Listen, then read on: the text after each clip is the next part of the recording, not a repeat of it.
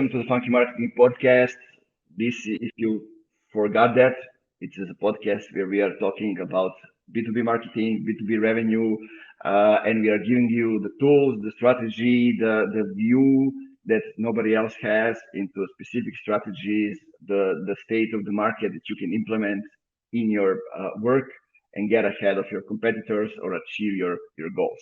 So today I have a special guest, somebody that I've been following for a while. If you are out there on LinkedIn in B2B software space, you probably know the company named Paddle.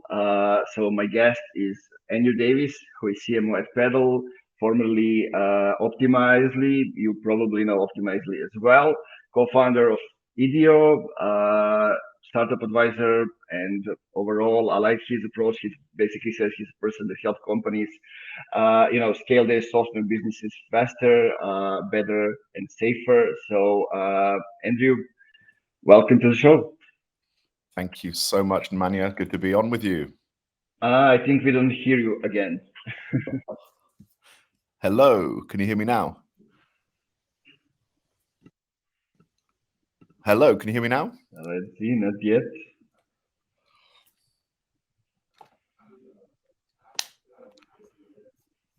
Is that better now? Nope. Now it's good. I'm so sorry, Nemanja. We had it all working perfectly before we went live, and then suddenly it fails. This is what happens to be live stream, so all is good. It's good to be on with you. Oh, so tell me, how are the things going?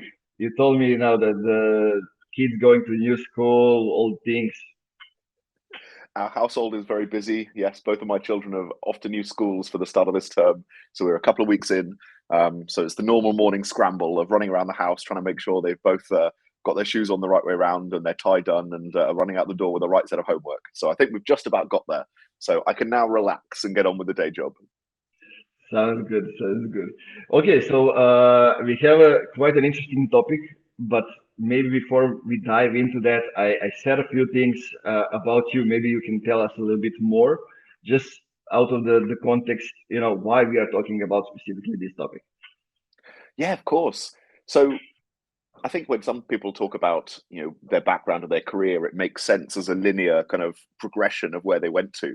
And certainly, if mine looks like that, there is no strategy behind it other than jumping into and saying yes to interesting opportunities.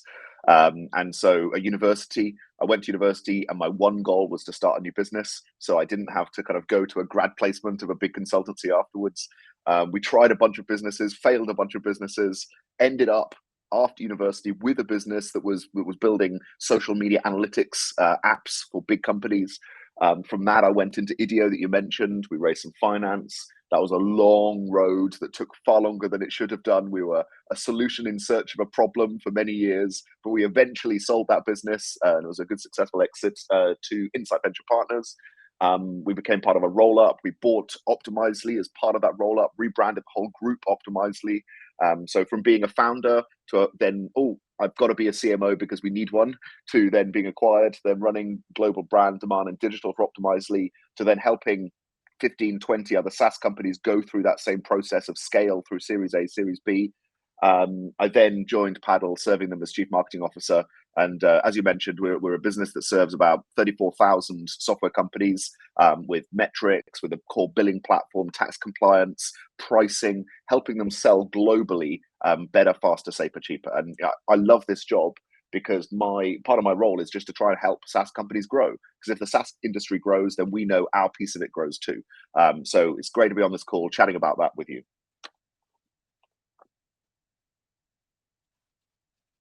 I totally relate to what you said, especially, like people ask me, what's your ultimate goal, right? And I usually say it's to work to help as many companies as possible, right?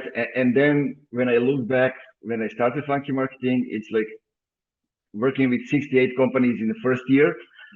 Then, up to the second one, it's 120, something like that.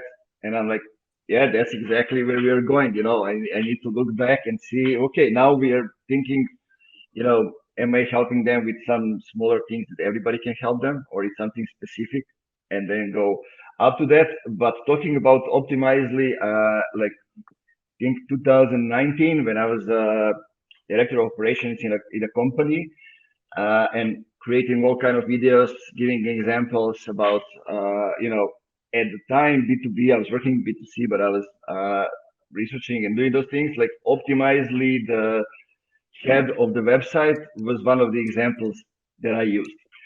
And I just came to my mind because it was perfectly described what Optimizely does. Yeah, and that business we bought in 2021, and it was a leader in multivariate testing, experimentation software, and it was bought by the business that we sold into, Episerver, a big .NET CMS, mostly out of Europe. And so that was a really interesting acquisition, both serving business leaders and marketing leaders. One Stockholm-based, large company, very strong business, very low churn, the core infrastructure behind lots and lots of corporate websites and e-commerce. And then Optimizely, Silicon Valley darling, very good growth, had lost its way a little bit, but very strong technology, strong team. And it was a really interesting kind of bringing together of cultures when we acquired them. And that was one of 4 or 5 acquisitions over a 2-year period. And Optimizely have done a great job of bringing those tools together, making sure they have this, what they call a strong digital experience platform. So covering CMS and content and commerce and personalization and analytics and experimentation. And I had a really good time there. I really enjoyed working with the team. And now I'm thinking, like how big issue or an advantage can be the culture and the merger of the culture of the two companies, right? You also now with Paddle, you joined with Profitwell, and they were known as a company that had a unique culture. Let's say built quite an engine with content distribution and all kind of different things. And then you have Paddle, and it's also like kind of a nice mixture of the cultures. Mm-hmm. Yeah, and these things are always more complicated than you expect going in, but it all comes down to what you're doing it for. What's the plan behind it? What's the strategy? And so some acquisitions are based on acquiring a capability to slot into your wider toolkit. Some are based on bringing a team on board, kind of an acqui-hire. Some are based on bringing revenue on board. And so, it really depends what lens you're looking through. And honestly, like some of the acquisitions I've been through have been really challenging from a people perspective. Optimizely was pretty challenging from a people perspective because we were bringing together 2 reasonably sized companies, and some of the aspirations and backgrounds of those at Optimizely were just not going to align with what Episerver was doing with bringing these 2 together under Insight Venture Partners. There was a different course they were going on. And so sometimes it's really challenging from a people perspective. Then you've got the technology side. At that business, because of the multiple acquisitions, twice in 2 years, we went from a 3-to-1 Salesforce and Marketo merge. So one summer 2020, we merged 3 together, and then the next summer 2021, we merged 3 together again. And that's a real mess of all things going wrong, timelines that are really challenging, budgets that are challenging, just to get back to a core system of record. So you're chasing your tail all over the place, formulating the central foundation of your business rather than building on that foundation. Yeah, I totally agree. I mean, I asked you that just to kind of give us an overview, and I think for the listeners will be, important to hear how the things are, and not even, the bigger players have it all figured out, right? There are a lot of stuff that breaks in the process, and you need to come up with that. But also one thing that's, when you are growing, it could be hiring people, it can be acquiring companies, and it's all related to what's your goal, right? And when we look at today's topic, it's brand and demand and how we use both in different ways, how they are complement or not. It's also important what do you have in your team, right? Or what do you don't have also. So maybe we can start with that, and just talk you through how should companies, let's say, those that are early stage and those are a little bit later, think differently about going to the market. Mm-hmm. Yeah, sure. So I think a few things are really important as foundations here. And the first concept is that I think it's really important to understand the difference between product market fit and go to market fit. So, first stage is making sure you've got a product that resonates, that the customers don't want to do without you, that you're getting strong feedback, you're getting retention across your core segment of customers, and that really, as a founder, you have a high degree of confidence that you can continue to sell this in a more repeatable way going forwards to a similar set of customers. And they might not look the same, but they've got the same pain, and you can identify that pain and go and talk to them. Then you've got go to market fit, which is really completely different, because that's how you can sustainably reach that segment of customers and grow your revenue over time. So, there's many different go to market motions. It could be product led, sales led, marketing led. People come up with all kinds of other led growth, community led, buzzword led. now it's buzzing the community led growth as well. Exactly.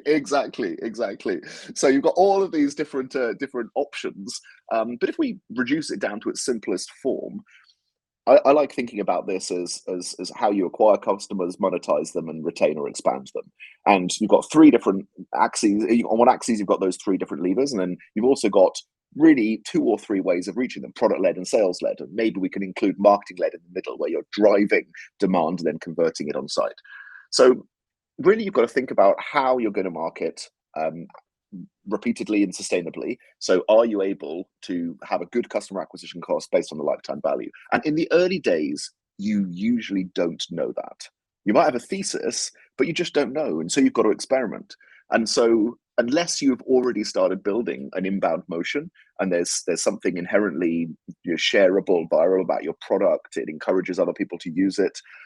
Often being sales-led in the early days is the way of getting feedback in a much more mechanical way, a much more measurable way from your market. You can line up 20 different conversations with target customers. You can go and talk to them. You can see if they close or not. And you're forcing the issue to understand how many are interested, how many actually engage, and how many actually convert. So yeah, I think firstly it's understanding the different methods you can use to go to market, because they have very different economics. They have very different investment profiles as well. Yeah, that's very true. And in what I see, especially here now, usually companies try to copy, in Balkans, when I say here, try to copy the models that they see, in the US, in the UK, and it's like totally different. For example, like here in the Balkans, you need to just pick up the phone and call people, right? That's how you do, and that's how you start. And then you need to think other stuff when you're going out of this market, for example, to the Europe or something like that. But I think a lot of companies are focusing only on that first part. I'm going to do outbound calls, outreach, talk to the potential customers, see what can I convert, how can we adapt, how can we adjust, and find out all the information. But usually they don't actually go deep enough to find out the information that they need, right? They just try to convert that call into a sale. Yeah. And this is one of the things you're touching on here, which I find is the most common mistake in those very early days, which is, quite understandably, people value revenue above insight. But really, in those early days, insight is more valuable than revenue. Like, if you're able to survive, if you're able to, put food on the table for yourself and a few team members, and that's a big if, because many people might not be in that situation, but if that's true, then the insight behind why someone's buying what you're buying, how strongly they're attached to it, how much they want to promote it, how you can reach them, that's the fuel for your future growth. Whereas if you just get revenue without that, then all you're doing is putting something on the table for the next week or month, and you don't have any way of repeating that. So completely, it's really important to make sure you're gathering that insight. And so, in the early days, I think it's very important that companies do that themselves, founders do that themselves, rather than outsourcing it all the way to some other kind of outsourced SDR process or whatever it might be. So own that in-house, use specialists, use advisors, use people alongside you, but make sure that you're learning from it. The most important thing is you own the learning. Yeah, that was actually my next question, because what I see is, the founder understands that he wants to learn go to market. Maybe that's not his only product. Maybe he'll build another one. So he wants to learn, and then he hires somebody to help him, an SDR or a team to help him, schedule the calls and go through those stuff. He goes in the calls, for example, a month or two, and then he says, I need to hire a salesperson to go through these calls. I don't want to do it anymore. Yeah. Right. And sometimes, okay, it can be enough if he has, I don't know, like 50 calls in those 2 months and he sees the things that are repeating. But most of the times that's too early to outsource things to somebody else. Yeah. Absolutely. And again, it's a common challenge. I had this same challenge myself as a founder. I wanted to outsource a bunch of that process by bringing in team members as soon as I possibly could. I think there's a few things that need to be true.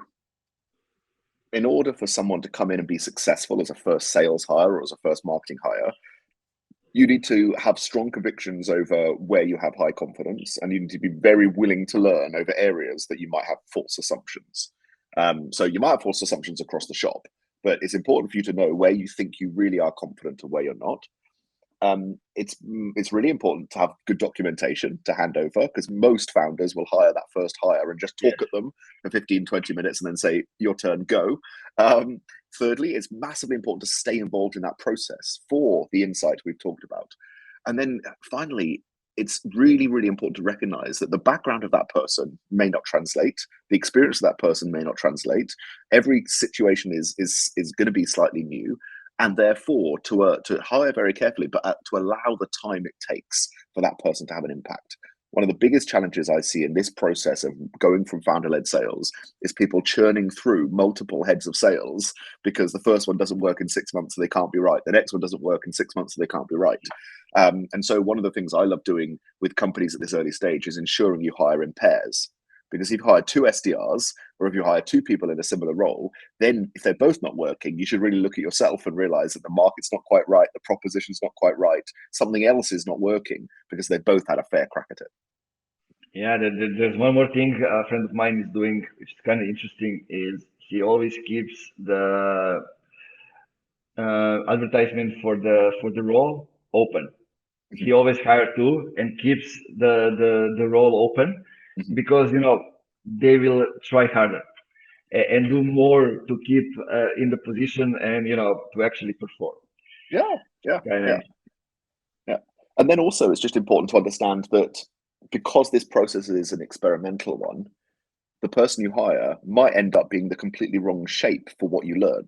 And so ideally as a founder, you want to leave that as long as possible, because you need to have some better thesis about what you're hiring for.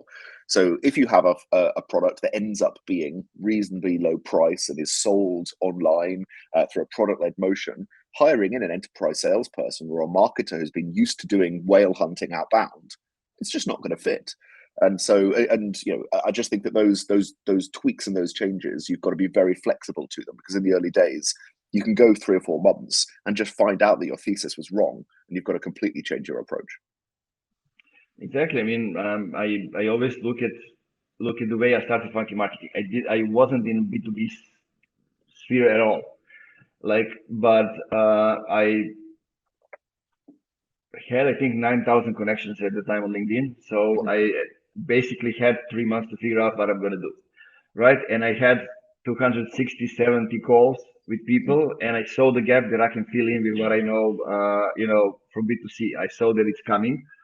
And then basically the first client was the Impact Hub Belgrade, when I worked with, gathering startups for their pre-acceleration program. And I had a chance to prove my hypothesis, right? And it lasted. It's not like only 2 months. Okay, I had this 260, 70 calls, but it lasted at least 6 months and even longer until I proven my hypothesis.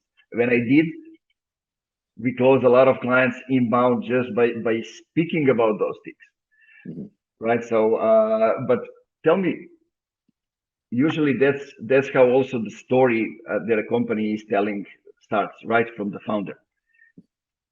Yeah, 100%. And that's one of the big challenges of absolving yourself of the responsibility in the early days, is you actually disconnect yourself from the story that your company is telling. And sometimes this happens more if it's a technical founder, but I think it's just so important as a founder to own that story you're telling the market, because you will be able to tell it in a more compelling way than anyone else. And, you know, as Ben Horowitz says, the company story is the company strategy. So your story to the market, your strategic narrative, the why for you existing and you selling something is your company strategy. And owning the development of that at the beginning, but over time, as you hone it, I believe is a founder remit. Yeah, I totally agree. And then as you hire people and as you work with companies, basically the story evolves, right? The most Totally. famous stories that we know, you know, Google, Netflix, they weren't like that at all. But that's how the customers are telling the story, Yeah, and that's what changes 100%. in time. Absolutely. And this comes back to, you know, your initial question on brand versus demand. You know, so in all of these different go-to-market motions, there's a blend of brand and demand. So I don't like, you know, although we talked about it before this call, I don't like the false dichotomy of brand and demand, because really the job of a marketer is to ensure that in every interaction you are changing minds, brand, and you're changing actions, demand. And your job our jobs in every interaction is to make sure people think more positively about what we're doing, reframe the problem they're solving, the thought changes, brand, and the affinity towards you as a person, as a company, and then demand that there's some action that they can take. Maybe initially it's changing something in their business based on what they've learned, and then it might be responding to talk about it in more depth, or implementing a free version of your product, or joining a webinar. There's an action change. And so in all of those scenarios, there's this different blend of brand and demand. And I think fundamentally in the markets we serve, you know, it's vital to understand in those early days which is the highest priority. And genuinely getting action when it gives you data on your go-to-market motion, on what's working on your customer set, is always going to be the most important in the early days. But if you bias to a product-led motion or a marketing-led motion, so you're selling something probably online, probably lower value, lower price point, to a large amount of people, then building that brand early, the story you're telling, the way that story can be replicated outside of founder-led sales calls, how that brand can be replicated through your content, through the actual product experience, becomes really, really important, because suddenly the control you have over that story is lost. In a founder-led sales motion where you're building a sales team, it's still hard, but you're able to train people on that story and talk about the story. And it's up to each rep, each person who's doing those outbound calls, to tell that story well. But in both situations, yes, you've got to define that story, define that strategic narrative, and make sure then that it imbibes in everything you're doing, in your product experience, in your demo forms, in your events that you run, and the outbound sequences that you're sending. And that's how you change thoughts and you change actions within those same interactions. Exactly. I mean, and that's, you know, usually that's the function of marketing in the early days, right? To be involved in the product and come up with a story as you're coming up with a product, you know, because you need to find a way to actually market the product. Yeah. And you know, and as I don't know if people know that, I guess they know, but usually when you have the strategic narrative, basically how you get the feedback, if those are the right things, if that's the real change that you're talking about, is through, you know, through the sales team, right? Because they talk directly to the customers, so you get the feedback and you get a chance to improve, and that's what unites the whole infrastructure in the company. Yeah, 100%. And I think it's really helpful to have a framework for your narrative, so that as you're tweaking and changing, you're not arguing and debating the whole of the narrative at one point, but you're talking about the various steps in that narrative. So there are great frameworks out there. Think about the hero's journey. Think about Andy Raskin's kind of before and after model. Think about the challenger customer journey. There are lots of good frameworks out there. Or think about Tim Rister and Corporate Visions with their 3 whys and the undeniable shift. There's a whole bunch of frameworks there. Have a read of all of them and find one that works for you, because what that means is when you are operationalizing that, when you're telling that story, you now understand the different phases that sit in that journey, and you can tweak each one of them independently rather than constantly reinvestigating and redebating the entire issue. So there are some very key parts of that journey. So most strategic narrative frameworks have something that will be around a reframe. So there's normally some bit at the beginning where there's some insight, something new that's happening in the world, some shift, some change. And then following that, and then step 2 or 3 in most frameworks, there'll be this reframe where the customer is now changing, or the prospect is changing how they look at that problem in order to see it from a new direction. Now, obviously, commercially, when you're telling sales stories, that new direction will line up with your solution being more relevant to the problem they're solving. And so thinking about that reframe, I think, is one of the most important steps. And so if you look at the corporate visions type frameworks, this would be things like understanding the costs that you have not quantified in your business, the problems that you haven't gone and calculated. And so that reframes. Thinking about Challenger, it's about giving them some insight that then helps them think about the world in a different way, that you then use what they call rational drowning in order to make sure that's really solid. In this reframe is really solid before you go and present a solution. But I think that part of the journey, that part of the narrative, is probably the most critical one in those early days to get right and test. Exactly, and most of the times when I do it, I look at the narrative and I say, okay, this is what we already have, this is what we need to build, this is what's missing, so let's come up with all those things, right? You need to prove that you have taken somebody to the promised land, as Andy Ruskin says, right? So you need to have that. Then you need, the part when you say why you are different, how are your products solving specific problems, those kind of things, and then to paint basically the promised land. But usually companies stay and only that one thing, talking about themselves, right? About the product, about the features, and not involve the full story around it, which is based around the customers.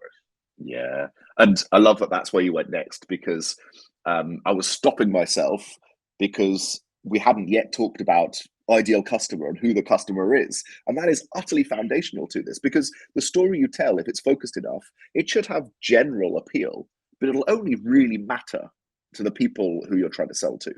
And I think the most focused stories are the most interesting stories. General stories that are generally kind of meaningful to wide proportions of people. I think they're very helpful in terms of talking about wide shifts, but now bringing it right down to your company in a competitive landscape where you're trying to differentiate, you've got to speak very, very individually to the target customer you're looking at. So again, if we then think about transitioning from founder-led sales and building that go-to-market motion that works for you, one of the critical pieces of that is real deep understanding of the customer. And this is, again, one of those challenges where I've fallen into this trap many, many times, and those around me often have too. We think too broadly about that target customer. We all want a big market. Our investors want a big market. Our team want a big market. Our sales reps want a big market. And so we try and draw the lines around our market too broadly. There's a couple of challenges there. Firstly, we go into a sense of false confidence where we can burn opportunities and leads, and we think that there's this everlasting market ahead of us. But secondly, and most importantly, we don't get to intimately understand the people who are really in our target market. So, there's good frameworks here, but think about target addressable market, everyone you could possibly sell to, serviceable addressable market, those that your product can serve successfully and repeatedly today, and then serviceable obtainable market based on your resources, your go-to-market motion, what portion of that SAM and that TAM can you actually look at? And I would really advise people to get uncomfortably small about that obtainable market and that serviceable market. I'd much rather battle intellectually with investors or board members or the team about the small size of our market than I would about how much we understand the people within that market. Yeah, and it's easier, right? If you have the smaller group that you're starting with, it's easier to find out all the nuances, and also, as from the marketing perspective, it's easier to explain some things to the leadership, right? Because they know who those people are, and they say, they also talk to them, so they get the information from them as well. And it's not like, me, Nemanja, you, Andrew, are suggesting something based on, on some research that we found out. We talked to the customers. CEO or the founder was also involved in that, so they hear what they are saying, right? And based on that, we imply the actions. Yeah, absolutely. And that insight should run really deep within your business and affect really big decisions. So, very transparently, if I think about a few of the things we've done, one of the increasing convictions that we've had as a business is that our target customer on the SMB side which is probably a technical founder, probably based in a small domestic economy, probably doesn't have English as their first language, is scaling a product-led business globally and facing all the challenges that we solve. They probably don't want to have lots of ongoing conversations with a sales rep. They probably don't want to, have multiple calls with a BDR calling into them. Many of them do, and that's necessary, but not all of them do. And we need to make the process of self-serve as frictionless as possible so that we can focus all of our fantastic BDR and sales resources on helping those people who are coming through self-serve and in outreaching to those who haven't found their way into our self-serve funnel. And so that's really important because it frames massive investment in product and engineering. It frames massive investment in our messaging and how we create the copy that sits around that self-serve process. And it has a massive impact on where we point our quality BDR and sales resources, making sure that we point them at people who need a sales conversation, need unlocking, need decision makers that are juggled together, rather than people who are already decided and are ready to go through that self-serve funnel. And so this insight should go really broad. And if we think about it a bit more broadly, you talked about brand and demand. And clearly a self-serve funnel might be perceived as demand, but actually some of it is brand too. It's people coming and kicking the tires. It's people coming and understanding. I know people will come and set up an account with Paddle and do it with 3 competitors as well. And then they'll be looking at what that means. And yes, of course, they're in a decision process, but they're also trying to get an experience for what the support is like and what the developer documentation is like, and all of those things that are a little bit harder to measure. And so I think it's just really important to constantly have those 2 things in your mind, that in every single interaction, we're trying to make sure this prospect has a better understanding and experience of the problem we solve, how we solve it, how we're differentiated, and that they're moved and encouraged towards that next action. Yeah, I totally agree. I mean, basically what marketing does is give them just a little thing that they need to go to the next stage, right? And I usually say, people ask me, so when will they convert, right? They will take as much time as it is needed to go through all the steps necessary to get to the point they will convert, right? Or Yeah. sometimes there's a sales motion. That's why the sales exist in B2B, because sometimes they can reach out to you and tell you, hey man, I don't know if you heard about this, but this is what we do for you, and it might resonate right away, right? So it needs to go both ways, but you said one important thing is it needs to be convenient for the buyer, right? The buyer's journey is, especially today, and you mentioned like people coming to you, opening an account, then comparing. It's basically the customer experience that sets up if they're gonna stay with you or no, or if they're gonna buy it overall, because there are tons of similar companies, especially in software space, and the way we treat people and give them enough resources so they make their own decisions, that's the differentiator. Yeah, and this is rooted in the understanding or misunderstanding of a sales funnel. If we think about our daily lives, how often do we follow a journey that looks like awareness, consideration, decision, action? Like never, maybe once or twice, but if we do, it is often luck. It is just the timing of the situation when we go through that process. And so, I think you're completely right that it's about making sure that each step is frictionless and is solving the pain they're solving right now. So often, I'll jump on a call with a founder who isn't considering Paddle, but just wants help with their go-to-market. And I'm super happy to do that because our brand promise is to be the most helpful brand in SaaS. And I want to help them because if I help them, then, maybe they'll refer us at some point in the future. Maybe they'll just grow faster.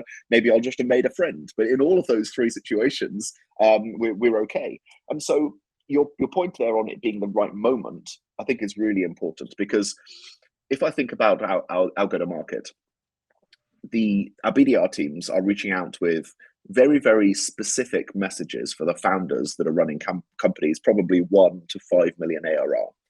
And those messages resonate when they hit the right time for that founder. So there are really 3 points in the journey where Paddle is an active consideration that people go and look at.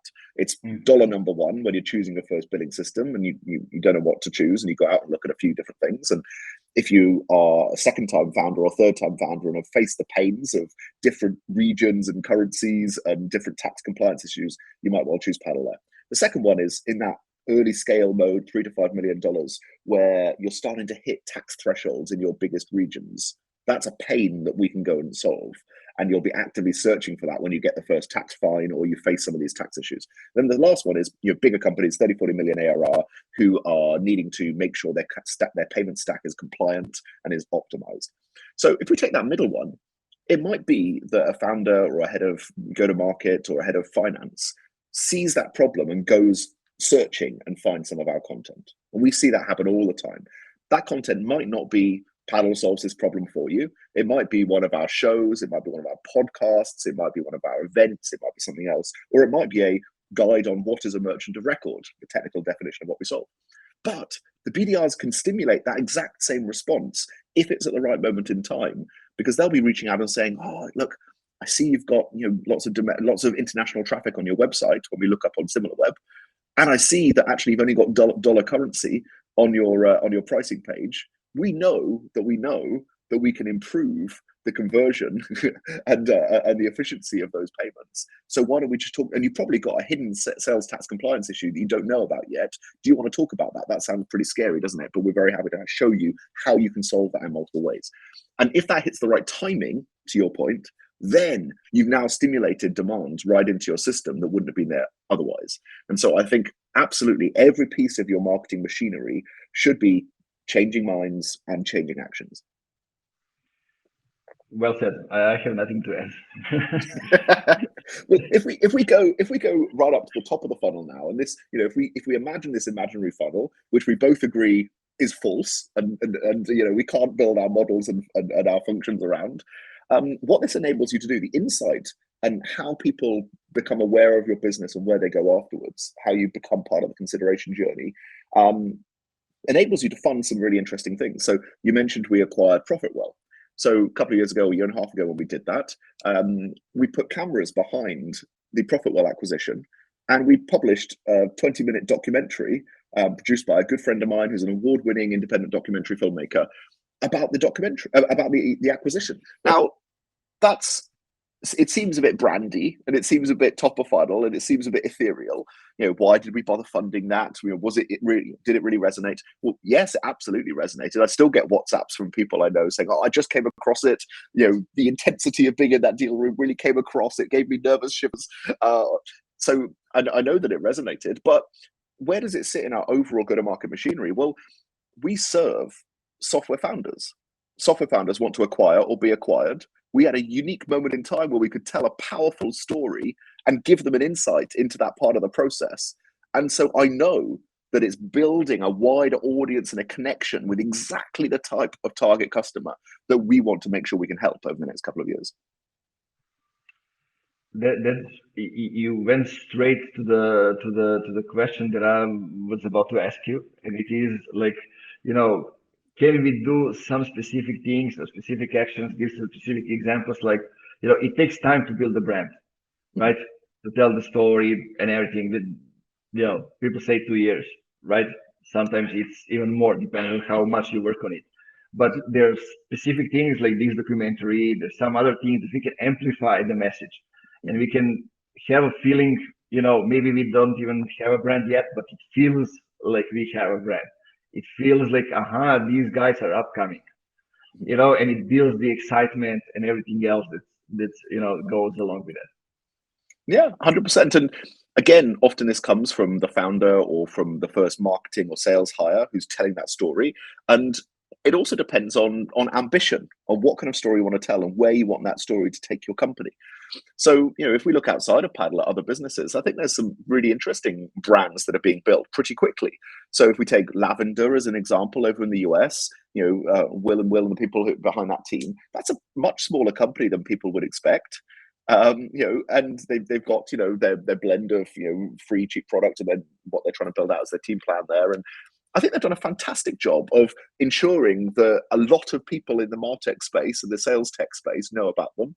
A lot of their key buyers know about them for pretty minimal investment. They just talk a lot with influencers and people they bought into their team, hired into their team as influencers to ensure that their brand is so much more visible than the size of their company. And they've got big ambitions behind that. And so it makes sense. So yeah, I think it really depends on that founder or that first marketer on how you want to go and do this. But I do think that it's really important that it comes back to that rigorous understanding of the customer. What are they actually wanting? How is this really going to resonate? Because so often brand can be, oh, we want a nice website, we want a nice logo, we want to have good experiences at our events. And if it's not aligned with the story you're telling, then it's going to be very misaligned. So for us, our developer experience is something we've had to work really hard on over the last year because it wasn't very good. We've got a great Kieran who runs our DX, and the team behind that have done a fantastic job of completely rebuilding a lot of our API documentation and onboarding documentation and how you find out about our product. Because actually, for a technical persona, the developer experience is the brand experience. Yeah, they might not be able to care less about whether we sent a device to space and took a payment or whether we did an acquisition documentary. The experience they really care about is, can I get information about API calls quickly? And so we've got to think about all of those details as well. You remind me now of a message that I got, and it kind of proved the thing that I was doing, and then also inspired me to go in that way, because I usually connect with people and then I wait at least 2 weeks, sometimes it's 2 months, all depends where I am, to send a welcome message, right? But I always send them, and I like to, because I'm posting regularly, I like to give people time to kind of consume the message. So I send a message, just a welcome message regularly, to say hi, and the person says, "When can we schedule a call?" And I was like, "Damn, that was too fast." So on a call, I asked her, like, what actually happened, and she told me, uh, I don't know, they didn't have at the moment the CMO. I don't know if she quit or something like that, but the person that I was on a call with was the head of product, and she inherited the function. So she was looking for somebody to help them, an agency or a person. And in that process, she liked some of my posts or something like that. She added me. And at the time when I sent her a message, she went to a couple of my posts, see who's reacting to the post. Do they make sense? Then she went to my profile, see who are the mutual connections, see if the experience is relevant. And that's all that she needed to schedule a call. Right. So I said, okay, so that's the process. Let me try to amplify those things. Yeah. And I also did it, with, as you mentioned, with hiring people who are, who can talk about things from different perspectives. Like everybody from the team was able to kind of post on LinkedIn and build them up their personal brand in that way. But also, like, we came up with Funky Marketing top voices list, because we were nowhere on that LinkedIn top voices list. So we made our list of like 20 people, Gaetano Dinardi, Pep Laia, I don't know, some other people. And basically we just pronounced them as top voices. Right, and they all shared it. Some of them had it on their profile, even the hashtag. We didn't even remember the hashtag, right? So they came up with that, and basically it got us the content for the next 6 months, and it basically amplified. It looked like, these guys are coming up, right?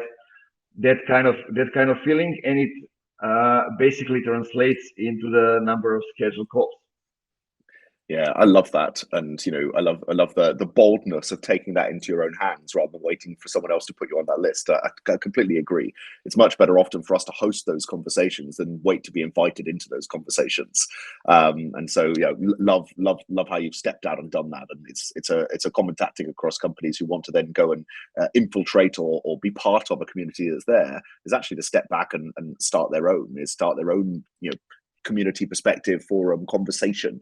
But I think one thing that's really interesting here is that in this conversation of shifting from leads to brand and demand, and shifting from perhaps traditional sales methods into social selling, etc., is the utter importance of a strong sales process.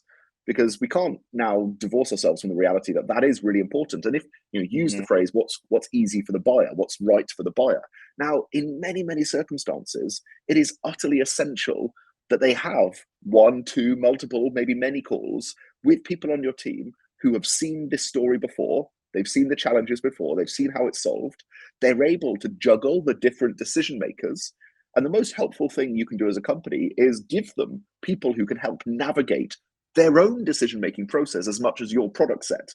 Because there's many products that I've bought where I know that maybe I hold the budget, but I know I'm not the only person who needs to be informed on that decision. And it's really helpful when a vendor has someone who can navigate my org, who can talk to legal and procurement, who can talk to RevOps, who can talk to other people within the org and help juggle those decisions too. Because if it's just left up to me, then maybe I wouldn't be able to get all the way through that process if it's a more complicated product and solution fit. So I think it's awesome to think about the entry points into the ecosystem, into the funnel or the journey or the spiral or whatever you want to call it. But it's really important to make sure there's a rigorous process that is still buyer-centric on how we help them navigate the challenges they'll have from going from, this is interesting, to actually deploying and making value from it. Exactly. I mean, you said it well, and I don't want to add anything that's great to end with this.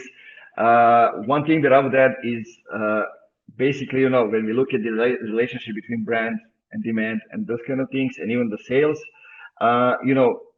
having a strong brand makes sales easy, right? And that's important to know and to think about when we think, should we invest in brand? In time, it will make sales more and more easy in that way. When you reach out, they know the name, they know the company, they will open the email or respond to the call or, respond to the LinkedIn message, whatever it is. Yeah, 100%. I like to say that you either invest in brand or you pay the price in customer acquisition cost for every quarter from now to the future. So 100%, it's really interesting that sometimes, when you're talking to sales leaders, you'll often get this, why are you spending on that versus something that's going to generate pipeline in quarter? But I know all the best sales leaders I've worked with, they want to be listed on Gartner and Forrester. They want to be out there with a brand that's known and understood. They want to have a community of practitioners that love speaking with each other and chatting with peers. They want everyone in the company to be connected to their target market so they can help. And so, I think it's just about taking a step back and making sure, as marketers, we operate on two time frames. It's this quarter. How do we make sure our company can win right now? And it's sometime in the future. And because that sometime in the future is not quantified, sometimes we don't invest in it. But it's vital to make sure in every day that we're working and every week that we're working, we're spending some time on this quarter and some time on now and in the future. Yeah, well, so you got me thinking about our, prime minister that was killed. That was to end it with something interesting. He was always saying, he was the guy who brings the changes into the society, right? And he was always saying, do one small thing every day for your neighbor, for everybody, and you and I will see together in the future. And then they killed him. What a way to end, Emmanuel. What a way to end. You just, sometimes those external factors kill everything you're building it, but you have just, you can just do whatever you can and hope that it's for the best and build for that. But you lower the chances of, in this, framework getting killed by knowing your customers and knowing who they are and how they will react and knowing everybody, coming from that small group, and you just enlarge it. And it's important that those are those that are not no sayers as well, not only the yes ones and the early adopters, because they will give you the feedback, no matter how the feedback feels. In that. So okay, not to keep you anymore on the call, tell us where we can find more information about you, about Paddle. I'll leave the links in the comments as well. Yeah, absolutely. So grab me on LinkedIn or Twitter.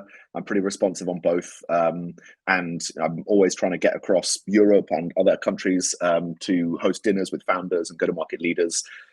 So I've been in Tel Aviv, been in Hamburg recently. I'm over in in Bucharest soon. So I'm all over the place. Come and visit us at one of those. Ping me if you'd like to come along to one of those founder dinners. And you can find all the other information at paddle.com.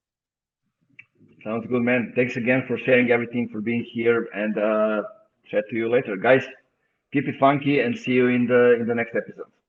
Thank you.